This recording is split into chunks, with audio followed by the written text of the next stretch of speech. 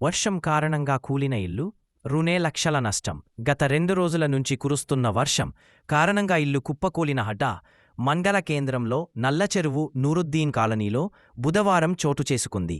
మండల కేంద్రానికి చెందిన కుటాగుల మాబు కుమారుడు కుటాగుల సుబహానిల్లు గత 2 రోజులుగా కురుస్తున్న వర్షంతో కుప్పకూలింది. సుబహాన్కు తన చిన్న వయస్సులోనే తండ్రి చనిపోయాడు.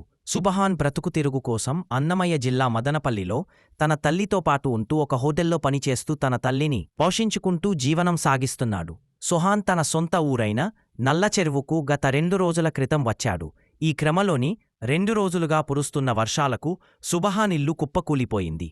ఇంట్లో ఎవరూ లేని సమయంలో ఇల్లు కూపుకూడడంతో పెద్ద ప్రమాదమే తప్పిదని స్థానికులు వాపోయారు. దీంతో సుబహాన్కు సుమారు రునే లక్షల నష్టం వాటిల్లిందని ఆవేదన వ్యక్తం చేశాడు. బ్రతుకు తిరుగు కోసం సొంత ఊరుని వదిలి ఇతర జిల్లాలలో హోటల్లో పనిచేసుకుని జీవనం సాగిస్తున్న తమకు వర్షం శాపంగా మారి సొంత ఇల్లు కూలిపోయాడు.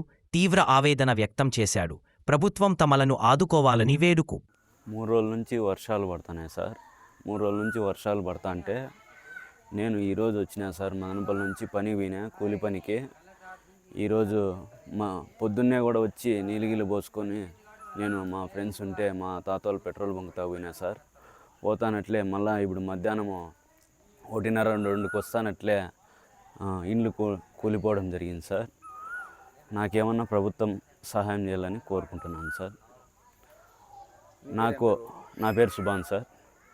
మా యవ్వతానే ఉంటా అంటే మా యవ్వ చనిపోయింది. మా నాయన లేడు. మా అమ్మ వచ్చి మా తాతోళ్ళు ఇంటి తానుంది. ఇంట్లో ఎవరు లేరు సార్. నేను ఒకనే పనుకోండి నైట్. ఇట్లా ప్రభుత్వం ఏమన్నా సహాయం చేయాలని కోరుకుంటున్నాను సార్.